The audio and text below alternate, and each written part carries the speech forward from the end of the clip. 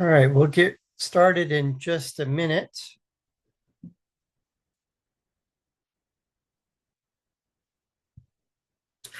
If you'd like to turn off your camera, that's fine too. Click on the video icon and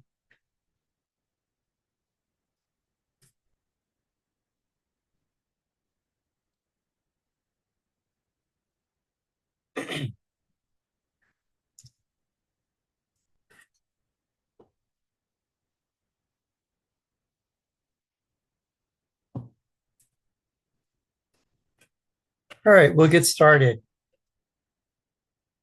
My name is JD Wyzolek, and I am the founder of azcollegeplan.com. For those that are on the call, if you'd like to click on the video icon and turn off the video, that would be appreciated. Thank you. All right, so my name is JD Wyzolek, and I am the founder of azcollegeplan.com. And the information that I am going to be giving tonight is more on a general nature. If you want to talk about your family specific situation, at the end of the presentation, I will offer a free consultation to come in and talk about your family specific situation. If you want that, then sign up for that. If you don't want that, that's okay too. So I like to call this talk what you don't know about college, but you really need to know about college, and you really need to know it, or how to not go broke paying for college. And it starts with the ranking system. And I'm sure that some of you have seen these different rankings, these different publications. US News and World Report best colleges. You can get them at Barnes and Noble or Amazon or almost anywhere. Forbes has the best colleges. Money Magazine has the best colleges, et cetera, et cetera.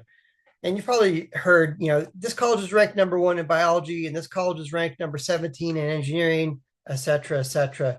The college ranking system is very important for the college. So let's explore why.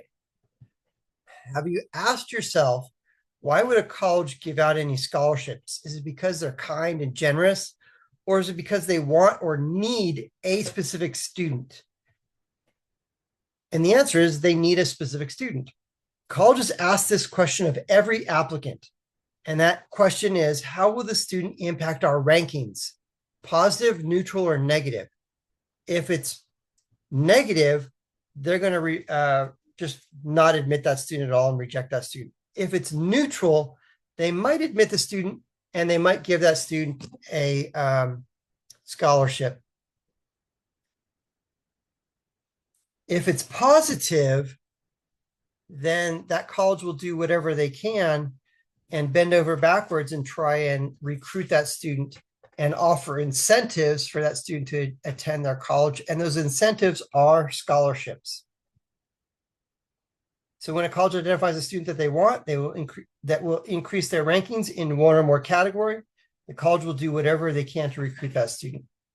So here's an example.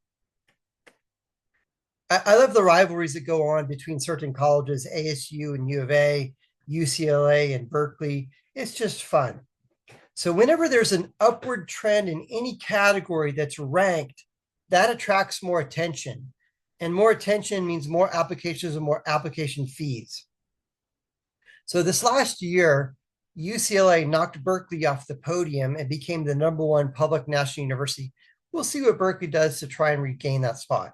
Because UCLA had that upward momentum in the rankings, they had 149,900 students apply last year for 6,500 freshman seats, and it costs $80 to apply. So when you do the math, $80 times 149,000, that's $11.6 million that was generated just in application fees. So now that you know that college is big business. And now that you know this, you can position yourself to win.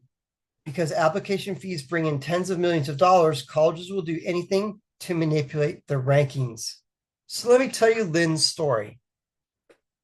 When Lynn came into the office, When Lynn and her dad came into the office for the free consultation, I asked this question: what colleges are on your list? Do you have any dream schools? And dad says she's going to NAU because that's all I can afford. And I said, let's play the game. And playing the game is applying to a handful of colleges, 6 to 15 colleges. We'll talk about that more later. So I helped Lynn identify some colleges. We helped her with her essays, with her applications. We showed her how to promote herself to colleges, and helped her identify and create a list of colleges that she would really stand out. And she was I can't remember the exact number. I think she applied to like 6 or 7 colleges. And of those 7, she was admitted to 5 of them. And then 2 of them fell off the wayside for one reason or another. And it came down to these 3 colleges: Willamette University in Oregon, Whitman College in the state of Washington, and NAU in Arizona. The first college that admitted her was Willamette University, and Willamette gave her $25,500 in scholarships per year, and dad's net cost was about 20 grand. Lynn was on cloud 9 for days. Dad, not quite so much. It's still a pretty big gap. The second college that admitted her was NAU, and after scholarships, dad's net cost was $10,650. Dad says, I can do that. I'd rather not, but I could do that.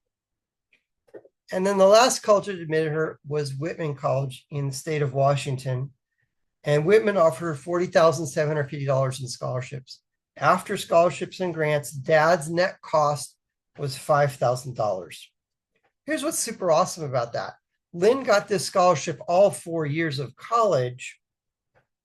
It also covered 2 study abroads, one in Peru and the other one in Japan. So here's the question: why did this college give her these amazing scholarships? It's because they needed her. She had a positive impact on the rankings that were valued by the college. Yes, she had good grades and decent test scores. However, one of the categories was girl going into a mostly male-dominated major. Don't ask me which one. I don't remember off the top of my head. And she was also an Arizona kid going to the school in the state of Washington. So now this college can go back to those publications and say, we have geographic diversity. We've got kids from here, there, Arizona, all over the country, and all that. So that's the reason why they gave her an amazing scholarship package, is because they knew that she would make a positive impact on their rankings, and they would make it up on the back end by having more students apply to their college and making money on the applications. And now I'm happy to report she's now Dr. Lynn. A very important question that we've got to ask is, what does a college value, and then do that. So in the case of Lynn, we instructed her with her activities and things that she should focus on, what colleges to apply to, how to properly showcase herself to the colleges through demonstrated interest, and what to write in her essays, and how to follow up. And she did all those things that the college valued, and the result was amazing. And I've got more examples to show you as we progress through these slides. We're going to learn several acronyms. One of the acronyms we're going to learn is COA, or cost of attendance. The cost of attendance incorporates everything. It's tuition, fees, books, lab fees, student ID card, parking pass, meal plan, personal expenses, and more. We want to know what that number is. And so what is that cost of attendance? At ASU, the in-state cost of attendance for 1 year at ASU is $37,354. And NAU and U of A are hovering around the same price. Here's what I suggest is for you to go and visit some colleges. And if you're in Maricopa County, go visit the colleges that are in this county. And there's 3 colleges here, and that's ASU, Grand Canyon University, and Arizona Christian University. The reason why I'm encouraging you to go visit those colleges is because it's not a big time or money commitment. If you live anywhere in Maricopa County, it's probably a 20-minute, maybe a 45-minute drive to any one of those campuses. And they're three very different types of colleges.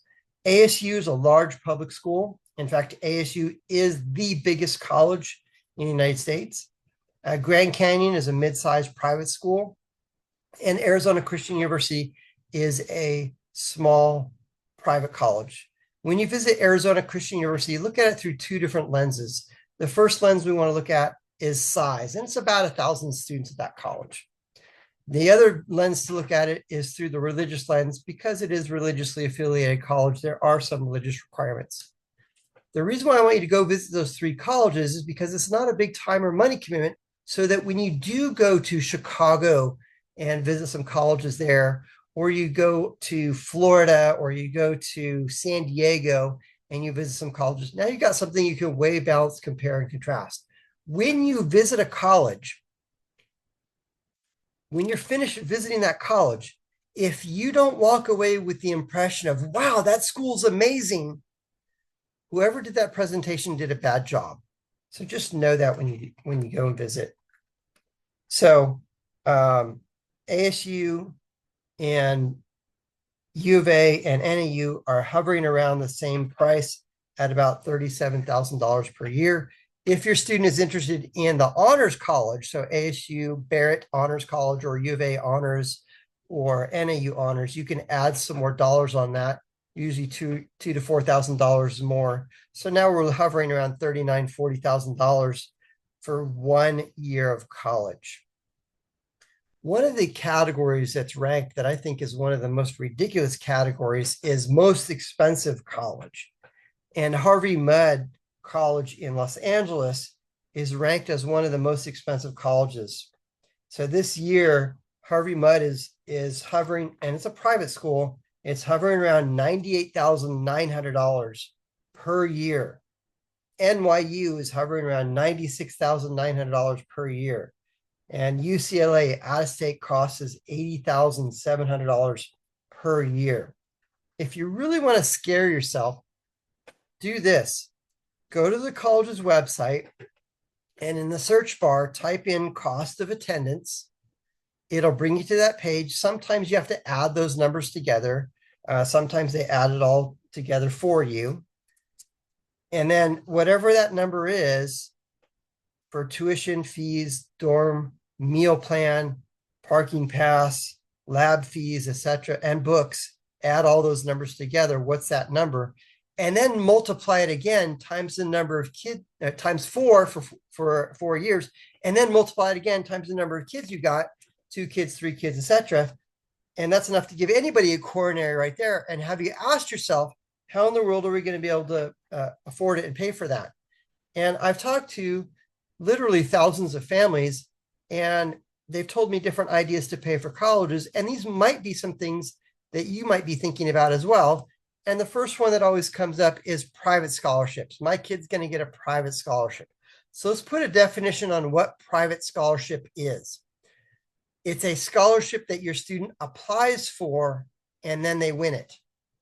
If your student receives an email or a letter that says, congratulations, you've received this scholarship, and they did not apply for it, it's a scam, especially if that letter says mail us $100 and will tell you which one you've won. Okay, so they have to apply for it. And if they win that scholarship, it's portable. They could take it over to San Diego State, or they could take it over to Texas Christian University. It's portable that way. Versus if the student won the Wildcat Scholarship at U of A, that's only viable and usable at U of A. So they have to apply for it and win it. And everybody wants to go after these private scholarships. And of the $135 billion that's available in financial aid, less than 2% of that consists of private scholarships.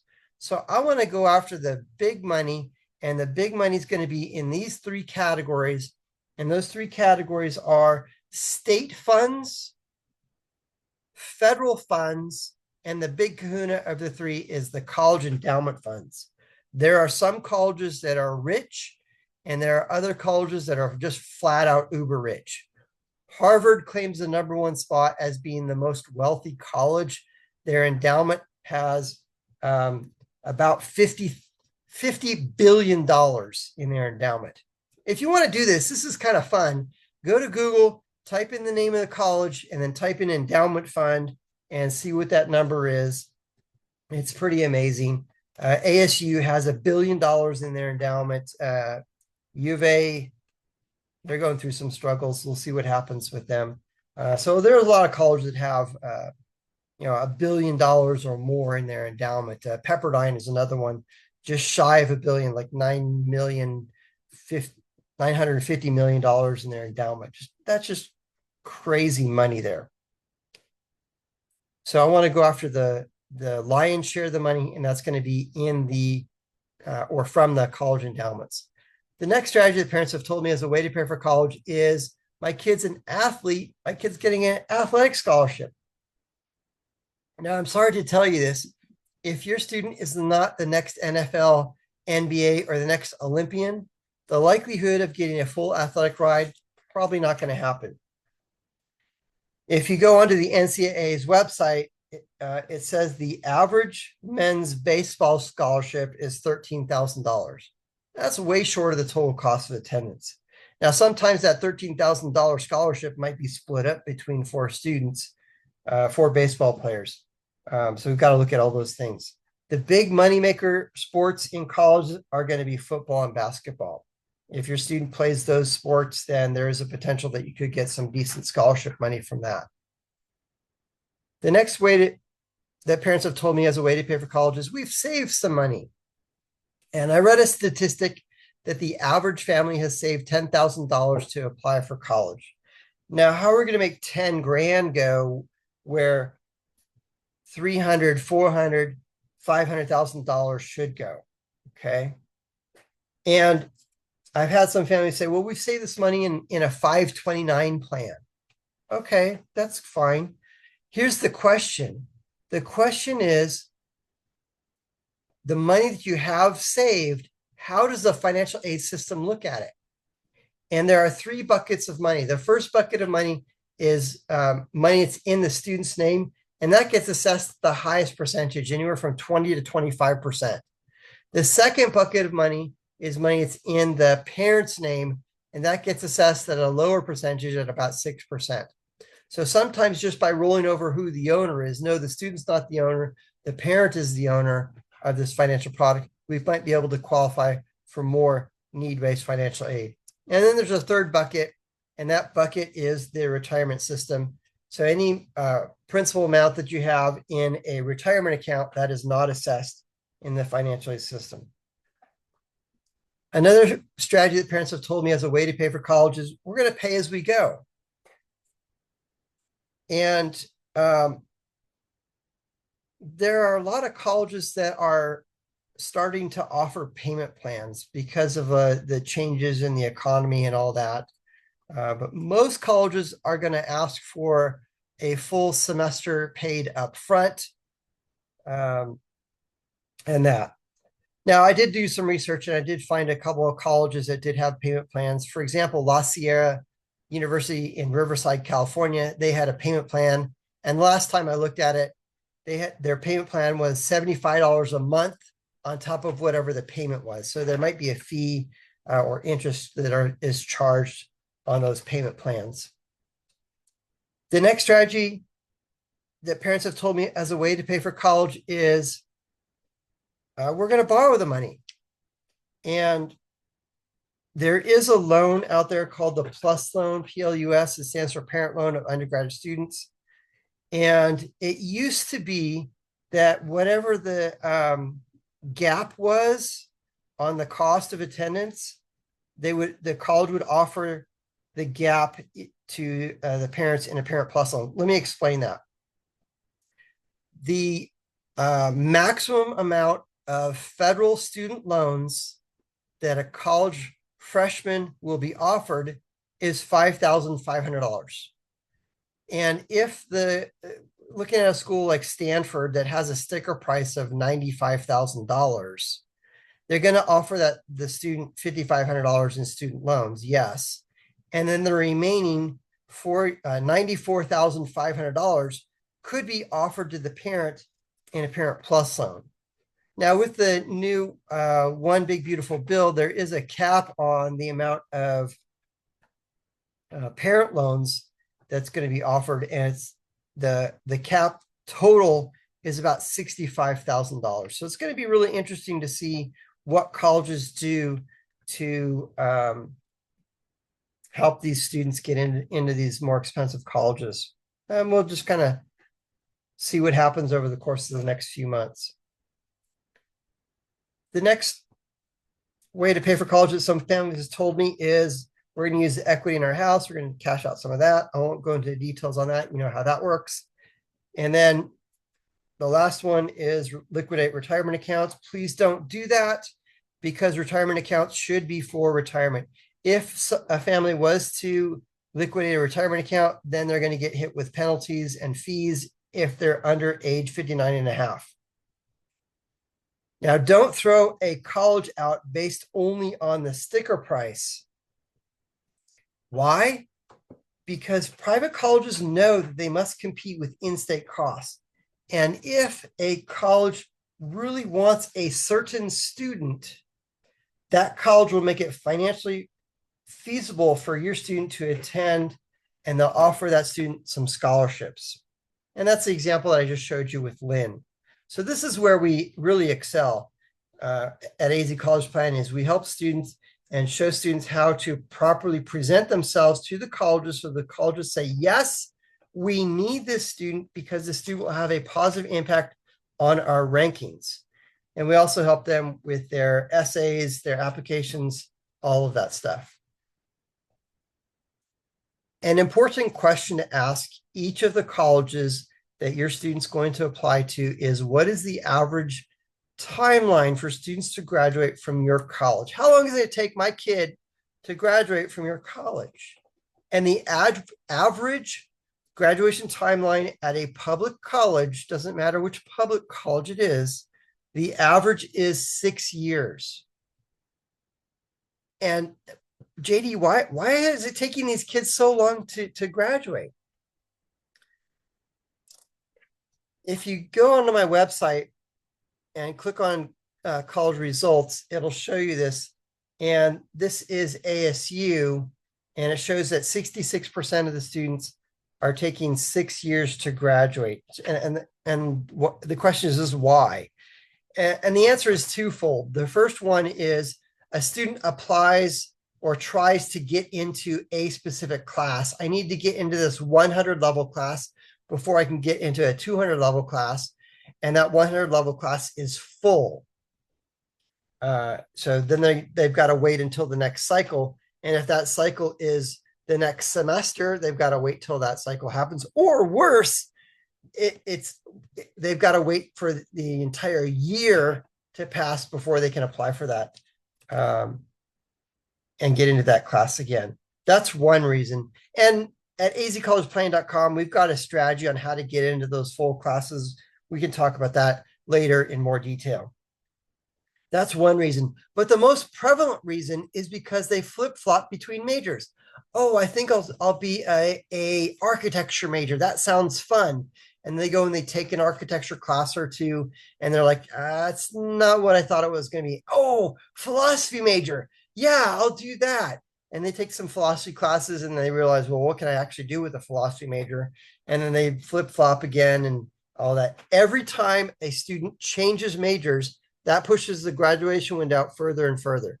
So one of the areas that we can help with is helping your student identify which major and which career to go into. And we've got a award-winning career assessment tool that we'll be happy to plug your student into.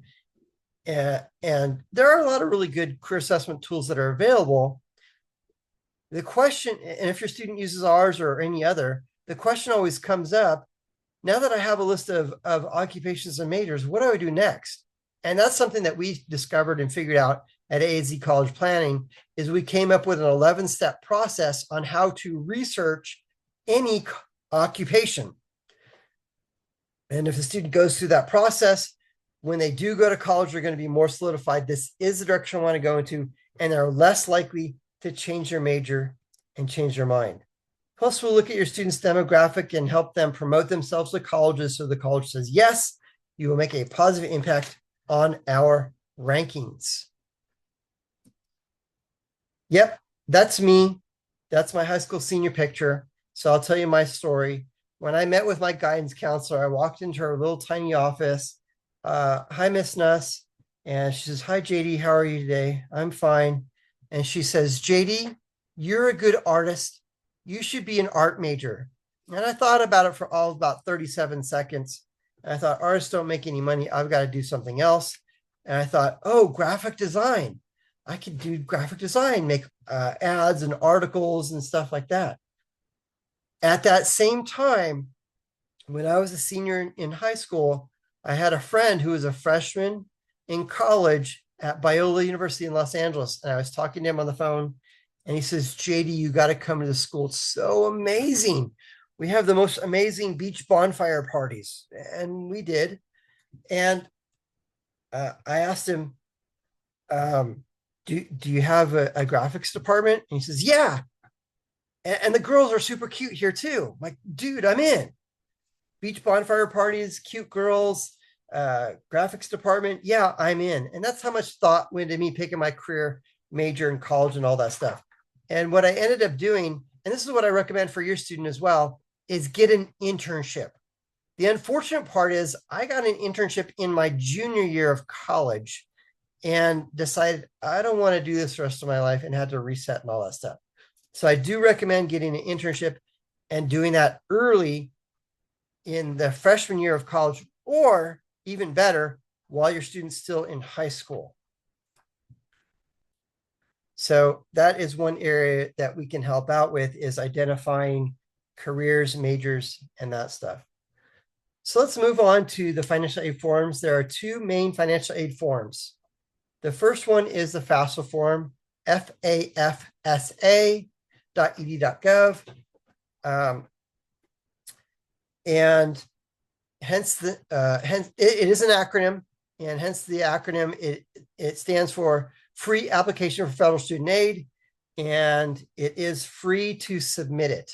If you go to the correct website, studentaid.gov/FAFSA, and fill it out, there is no fee to submit it.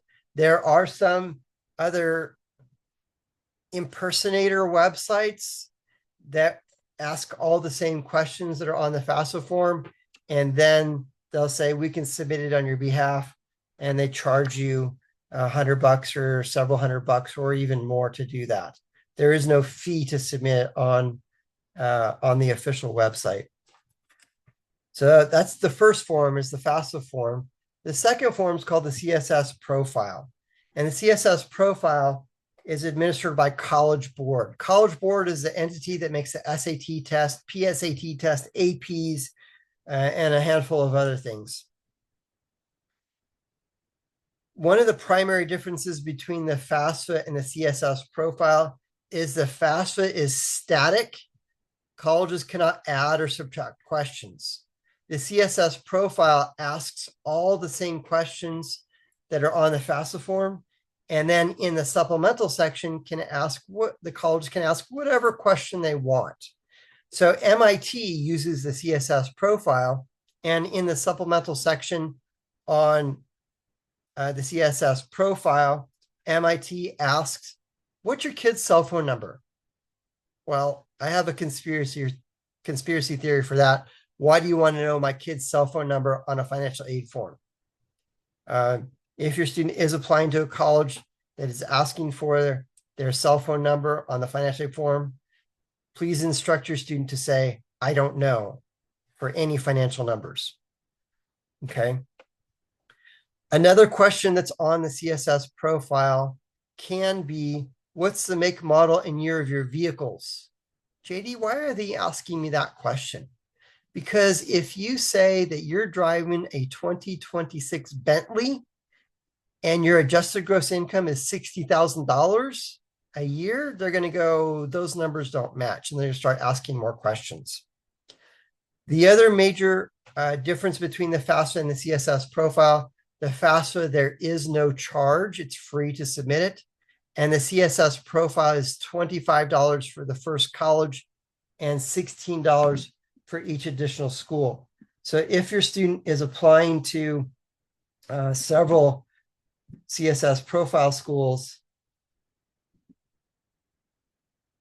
16 plus 16 plus 25 is $57.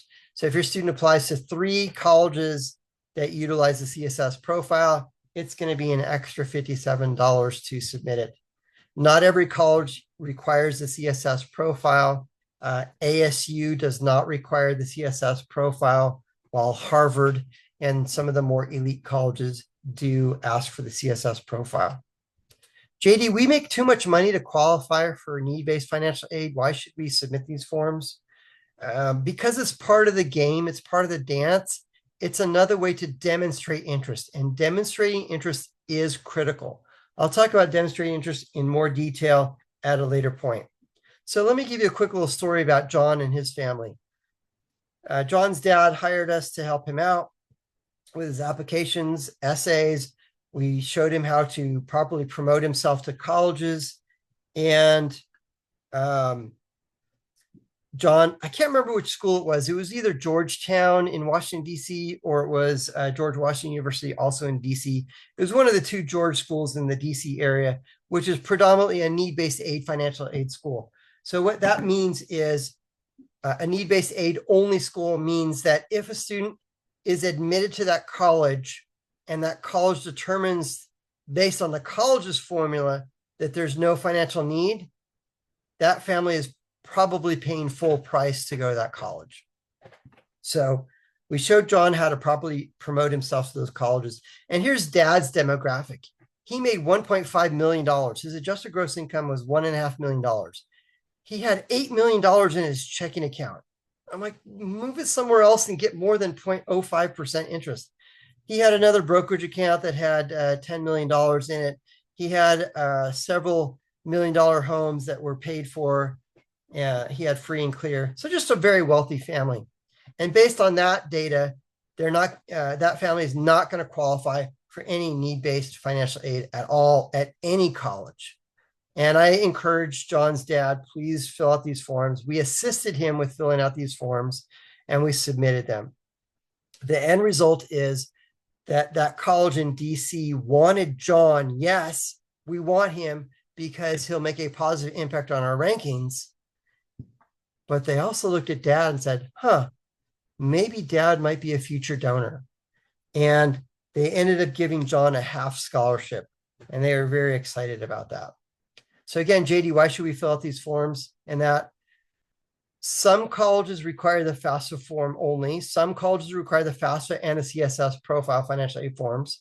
Some colleges have their own proprietary financial aid forms. We want to find out and ask that question, what does this college want, and provide them with whatever it is that they're asking for. I won't tell you the name of the college. I'll just give you their initials, USC. USC requires both the FAFSA and the CSS profile. If a student applies to USC and does not provide those financial aid forms to that college, then they have a high probability that they will not get admitted. JD, why are they asking for these forms? Because they want to know, if we admit your student, can you pay? So wait for it. The number one way to get more money is apply to 6 to 15 colleges and negotiate. The worst thing that any student can do is apply to one college. Because if they apply to one college and they are admitted to that one college, other than that college saying, yes, come to our school, what else does that college have to do to get that student to choose to go to their college? Nothing. Now, if that one college has to compete with 3 or 4 or 5 or more colleges, then that college must offer some form of incentive.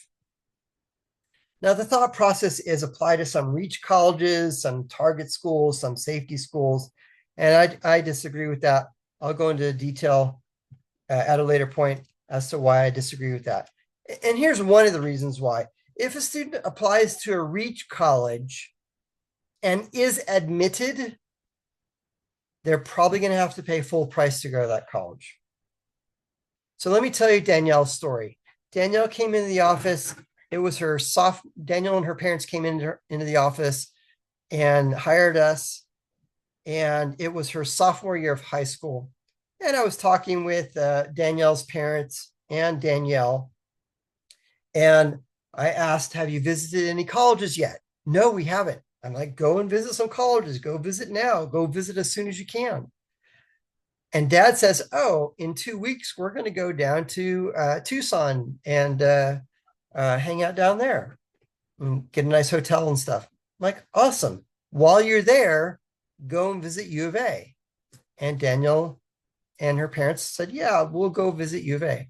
I don't know who the tour guide was at U of A then, but whoever that person was did an amazing job, because when Danielle came back to the office after she had visited U of A, she said, that's the school I'm going to go to. It's amazing. I can really see myself there. And that's the only college I'm going to apply to. And I encouraged her, please apply to more than one college. And she agreed. And I don't remember the number of colleges she applied to, somewhere around 6 or 7 colleges she applied to. Jump forward to March of her senior year of high school. Danielle's dad and I were having a conversation, and he said Danielle was admitted to U of A. I'm like, congratulations, awesome. We knew that she was going to get admitted based on her grades and all that. And dad says she was offered 0 in scholarships. I don't want to pay full price. There are certain colleges that will lowball the initial scholarship offering, knowing that a lot of families will just say, oh, that's what it is. I guess we'll just pay, or we'll just take out some loans. And dad says, I don't want to pay full price. What do I do? I said, besides U of A, what other colleges was she admitted to? Oh, she was admitted to NAU, and she was offered some scholarships at that school. I'm like, awesome. Take that award letter at NAU and go down to U of A and say, they gave me this. What can you do? Not only did they match it, they beat it. And they also gave Danielle an iPad. Danielle was really excited about the free iPad. Dad was more excited about the scholarships. If you ask colleges if they will negotiate, they will flat out tell you, no, we don't. But that is not true.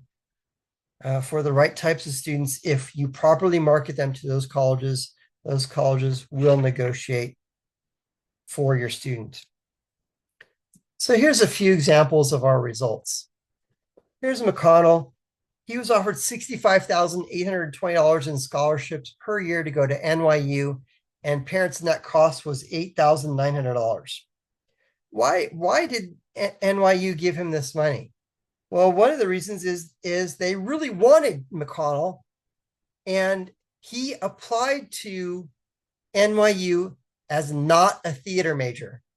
If you look at the demographics at NYU, 40% of the students are theater majors. We got way too many of those. And McConnell ended up applying as a real estate development manager. And like, we need more of those. And he got a really great scholarship package from that, which was a total of $263,280 in scholarships combined over 4 years. That's amazing. Here's Rohit's story. I love to ask this question. And the question is, what is good?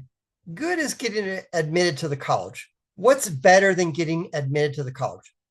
Of course, getting a scholarship. What's better than getting a scholarship?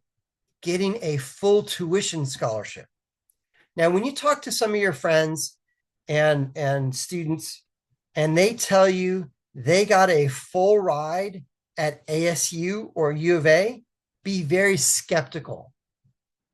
What they probably got is full tuition, which is about $12,000. And when we're looking at a sticker price of $38,000, We still got a $26,000 gap on that. Okay. So I'm not going to say no to a full tuition scholarship, but we still got a gap. What's better than getting a full tuition scholarship? Of course, getting the coveted full ride.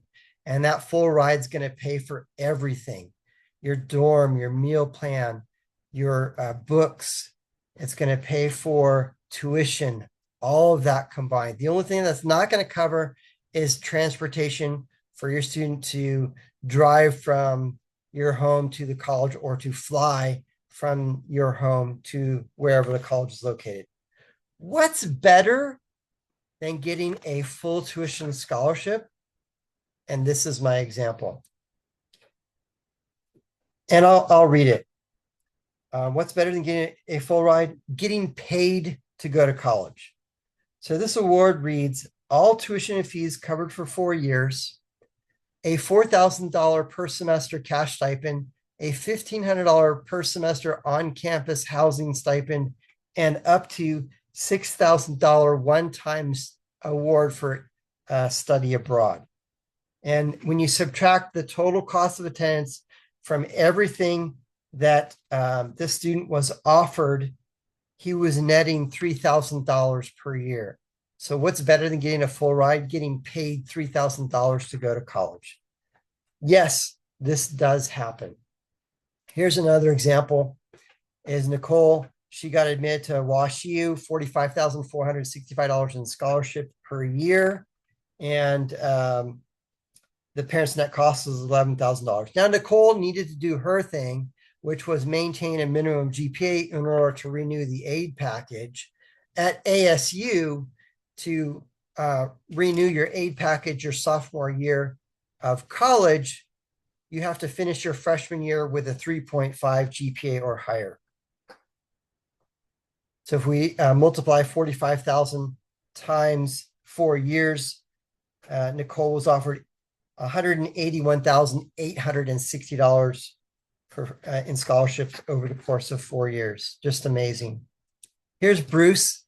Bruce was admitted to University of Notre Dame, $51,000 in scholarships per year. Dad's net cost was $13,000. It was less expensive for Bruce to go to this private out-of-state college than it was for him to go in-state. And Dad thought that my tagline, it could be cheaper to go to an out-of-state college than an in-state, was just a sales pitch until we did it for his son. And if we add that together, it's $204,064 in scholarships that Bruce was offered as he attended University of Notre Dame. And he also did a study abroad in South America. I can't remember all the details on that. Then we did it again for Bruce's sister, Adele. She went to TCU, Texas Christian University, and she was offered $216,820 in scholarships over 4 years. Dad's net cost was about $10,000 or $11,000 per year. It was way less expensive for her to go to this out-of-state private college than it was for her to go in-state. But JD, are all of these students 4.0 super brainiacs with 1,600 SAT scores? Are they all super smart? What is it? No. Here's an example of another student, and I won't tell you her name. I'll just give you her initial, L. She had a 2.3 GPA, so you don't have to have perfect grades. And she didn't have a perfect SAT score either. I don't remember what it was off the top of my head, but the long story short is it was less expensive for her to go to Spring Hill College in Alabama and attend this private college than it would have been for her to attend an in-state college. So you don't have to have perfect grades or perfect test scores. You just need to target the right colleges. And that's where azcollegeplanning.com can help. And we'll show you and your student how to properly promote yourselves to those colleges. So those colleges look at your student and say, yes, we need this student because the student will make a positive impact on categories that we, the college, value. So this is where Elle shined. She fit in those boxes that this college wanted, which increased their rankings in those categories. So not only do we help with state schools, we also help with private colleges and private universities. We also help with military academies too. And I love to tell the story about Tanner. When Tanner came into the office, he says, JD, my dream is to fly jets for the Air Force. And he said, I only want to apply to the Air Force Academy. And I said, please apply to all the military academies and apply to every ROTC program and have a backup plan. And he and his parents agreed to that. A little while later, Tanner came into the office and we were having a conversation. And Tanner says, I was doing some research on the Air Force's website, and the minimum ACT score is 24. I got a 25. What do you think? I said, they're going to take your application and throw it in the trash because you're just barely above the minimum. He says, really? I said, yep. And we plugged him into our program, and it's called Beat the Test. And the Beat the Test program, we show the students how to identify patterns within the test. And Tanner went through that program. The end of the story is he had a 29 ACT score, outstanding, and got admitted to Merchant Marine Academy in Kings Point, New York. And when they came to hand out assignments, they asked him, what do you want? He says, I want to go to the Air Force. And he ended up flying jets for the Air Force. Here's Jonathan's story. When Jonathan came into the office, we helped him identify colleges, and we helped him show him how to properly promote himself to those colleges. We helped him with his essays. We showed him how to work on and really make his resume robust. And in April of Jonathan's high school senior year, Jonathan and his parents came into the office and they were showing me his award letter for George Fox University in Oregon. And Jonathan's what George Fox University was offering Jonathan in scholarships was $5,000 less than what the parents were willing to pay for college. The parents said, we're willing to pay this much money to go to college. Anything above that's going to be on you. And Jonathan says, I've got a great idea. What if I defer admission? Yes, you can do that at almost every college. To defer admission, you simply call the college up, fill out the appropriate form, and they will hold your spot for 1 year. So Jonathan says, I'll defer admission for a year. I'll go get a job and I'll save up $5,000. I said, what are you going to do? Work a year, go to school for a year, take another year off, leapfrog it and take 8 years to graduate? No. I want you to graduate in 4 years or less.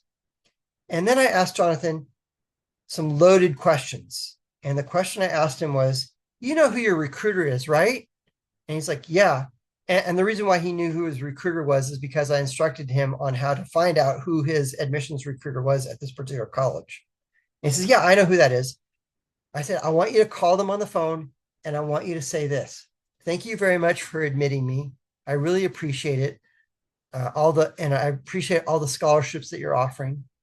But of all the scholarships that you're offering and what my parents are willing to spend, I'm $5,000 short. What can I do? And poof, magically, another $5,000 appeared. And Jonathan did go to George Fox University. He did graduate in 4 years. Here's Cole. He went to La Tech. He had 100% of tuition covered plus some extra scholarships. So it covered a little bit more of his dorm room. Here is Chad. Chad went to Vandy. He was offered $231,000 in scholarships over 4 years. When Chad came and his mom came into the office, I helped him build a list of colleges. And one of those colleges that I encouraged him to take a look at was Vanderbilt. And mom pulls me aside and says, please don't encourage him to apply to Vanderbilt. He probably will get in and he'll probably get in, but we can't afford that. And I said, let's play the game.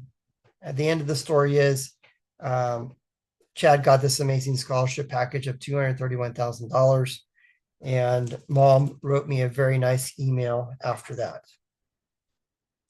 Here's another student got admitted to TCU, $212,000. He was coachable, he followed through, and because of all that, he got the results. And he graduated 100% debt free. Here's another student, Trevor. He was admitted to NAU, got an amazing scholarship package there, and he also graduated 100% debt free. This is exactly where we want our kids to be when they graduate: zero debt or as low debt as possible. And I can go on. I literally have hundreds and hundreds of these examples. Jared was admitted to IIT in Illinois, and he was offered $39,000, $900 in scholarships, and it was less expensive for him to go to this out-of-state private college than it was for him to go in-state. Loyola Chicago, we helped this student, and the student got an amazing scholarship package. And then we went back and we negotiated and we appealed for more aid, and they came back and offered $2,000 more per year, $2,000, $4,000, $6,000, $8,000 more in scholarships simply because we asked for it. So I wanted to help tell your students' success story. And this is how we'll do it.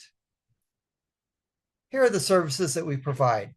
We'll meet with your student one-on-one, and we'll help by offering personal one-on-one meetings, personalized, compassionate guidance with motivating support that keeps your student on track and confident in their college journey. We'll instruct your student on how to properly market themselves, promote themselves to colleges.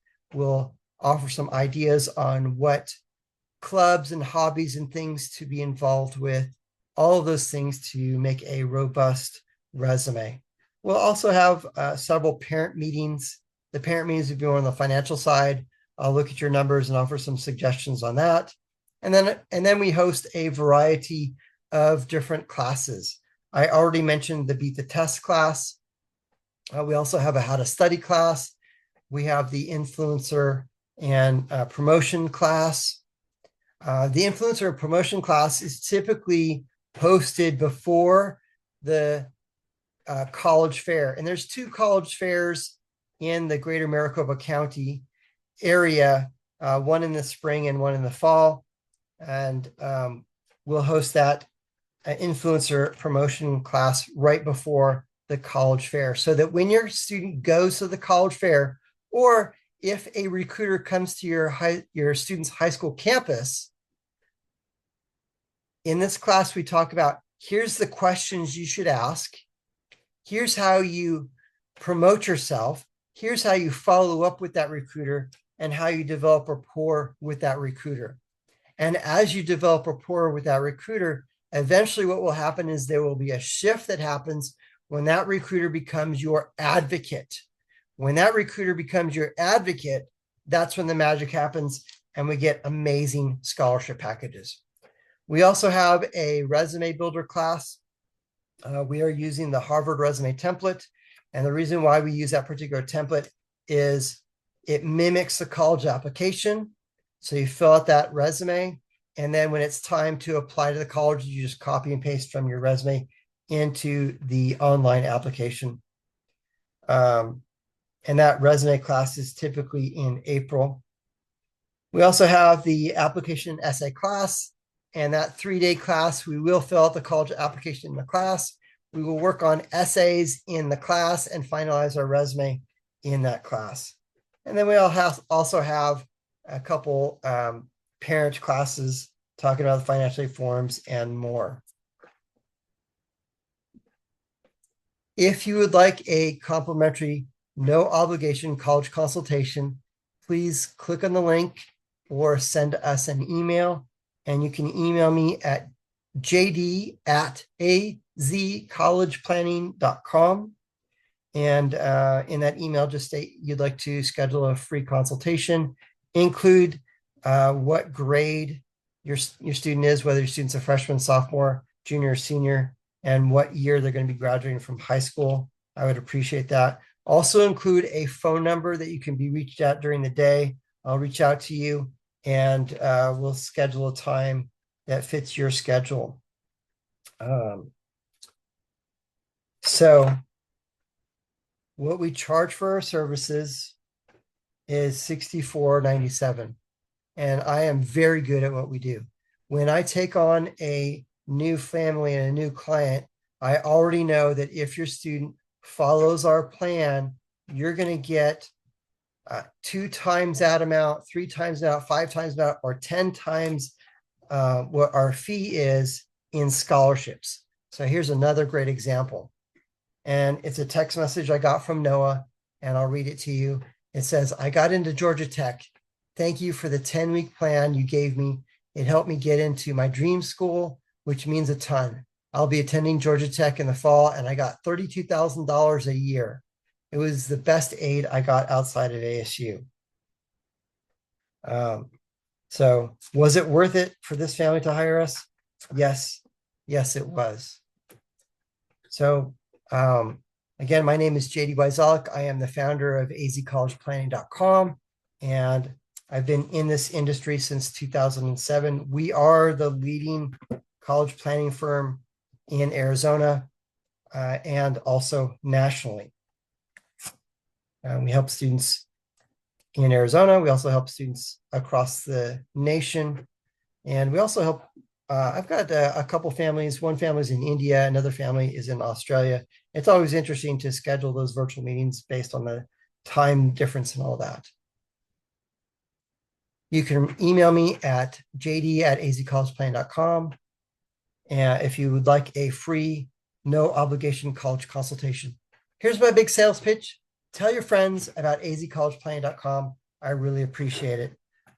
So thank you very much for attending. If you do have a question, please send me an email, jd@azcollegeplanning.com, and I'll be happy to answer any of your questions. So again, thank you again for attending, and have a wonderful evening. Thank you and good night.